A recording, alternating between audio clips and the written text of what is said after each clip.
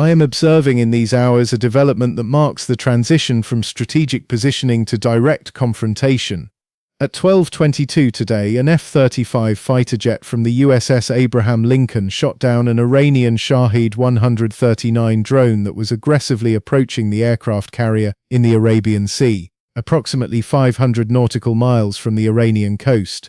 What superficially appears as a routine defensive action, in fact, documents the moment at which both sides crossed the red lines that had so far prevented an open war.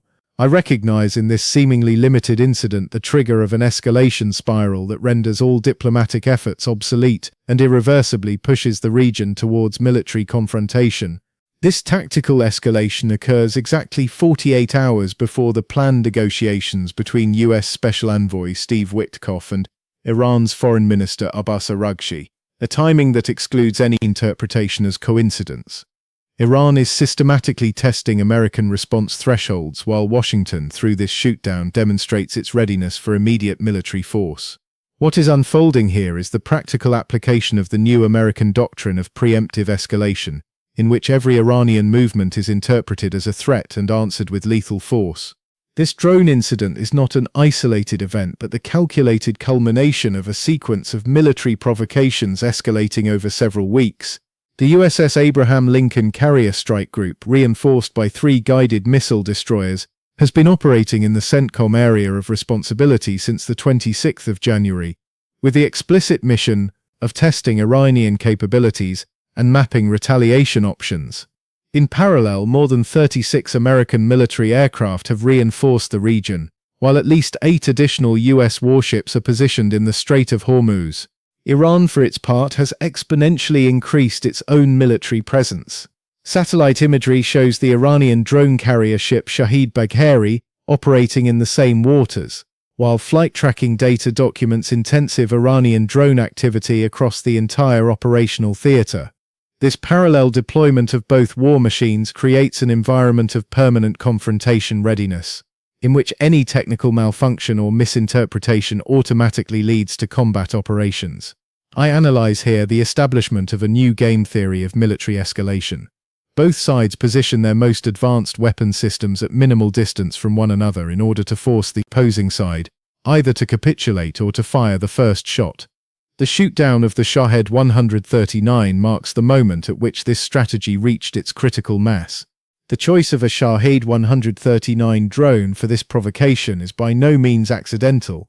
These drones are Iran's most advanced reconnaissance and strike platforms with a range of 2,000 kilometers and the capability for precise target acquisition. By deploying this system, Iran demonstrates its willingness to risk its most valuable military assets in order to test American defensive readiness. Washington, in turn, uses an F-35, the most advanced fighter aircraft in the world, for the interception, signaling that no Iranian technology can threaten American superiority.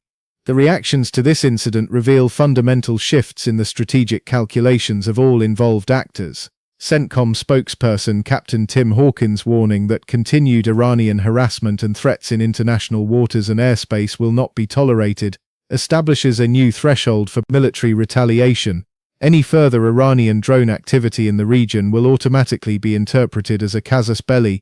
At the same time, this shootdown strengthens the hardliner faction in Tehran, which has long argued that diplomatic negotiations under American military pressure are impossible. The fact that this incident occurred only hours after Iranian media reports of progress in negotiation agreements systematically undermines every faction in Iran that still favors a peaceful resolution of the conflict.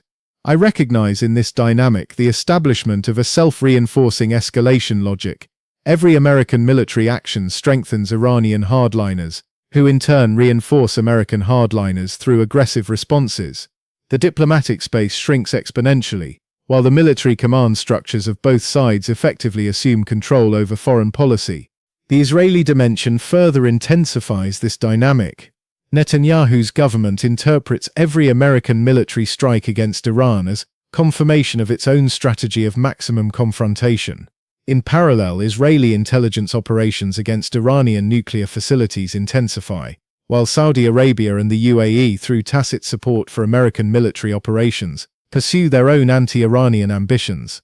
The F-35 shootdown of a Shahed 139 drone in international waters establishes new precedents for the use of military force. Washington argues self-defense.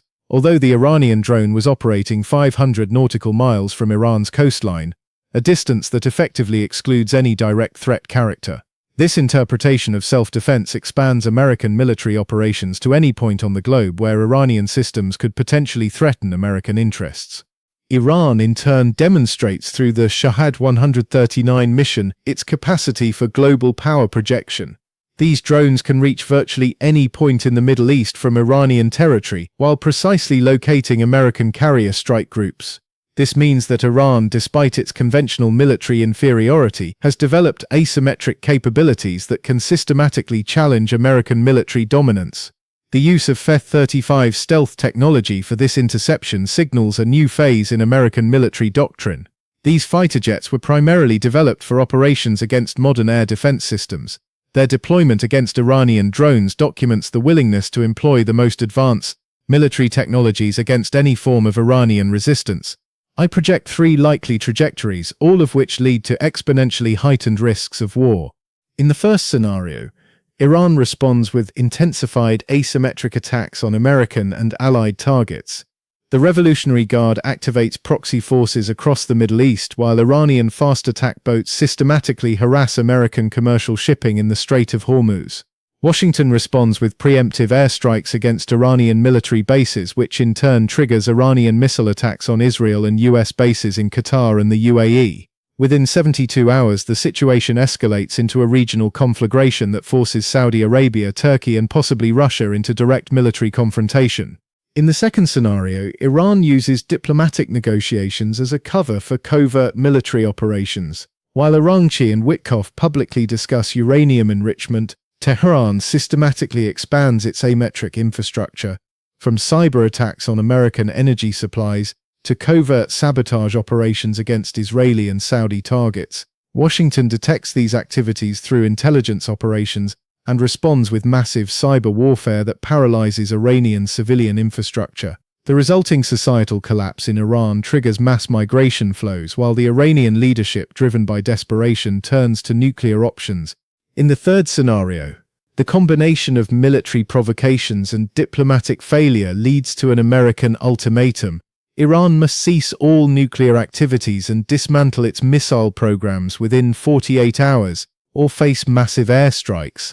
Tehran refuses to capitulate and activates its Samson option, simultaneous attacks on all American and Israeli targets in the Middle East. Combined with the blockade of the Strait of Hormuz, the United States responds with the complete destruction of Iranian military infrastructure, forcing Iran into nuclear escalation, either through the deployment of secretly developed weapons or through dirty bombs against Israeli cities. What is unfolding over the Arabian Sea extends far beyond regional power politics. China is observing American escalation tactics in minute detail as a blueprint for potential Taiwan scenarios, while Russia interprets the diversion of American resources to the Middle East as a strategic opportunity for its own expansions in Eastern Europe and Central Asia. The European response, or rather the absence of any substantive European response, documents the complete marginalization of European geopolitics. Neither Berlin nor Paris nor Brussels possesses the capacity or the will to act as an independent mediator between Washington and Tehran. Europe is reduced to the role of a passive spectator of American-Iranian power politics, while its own energy security is existentially threatened by war in the Persian Gulf. I recognize, in the complete absence of multilateral institutions from this conflict, the final collapse of the UN-based post-war order. Neither the Security Council nor the General Assembly nor international legal institutions have any relevance to the conflict dynamics between the United States and Iran. Military power has become the sole currency of international politics. The shootdown of the Shahed 139 marks the transition from the phase of strategic positioning to the phase of tactical confrontation. Both sides have defined their red lines and are now systematically testing and crossing them. The next 72 hours will show whether the planned negotiations between Witkoff and Araghchi can still enable a peaceful solution, or whether they merely represent the final diplomatic formality before the outbreak of open hostilities. The economic consequences are already amplifying the escalation dynamics. Brent crude has surged above $95 per barrel, while the Iranian rial has lost a further 15% against the dollar.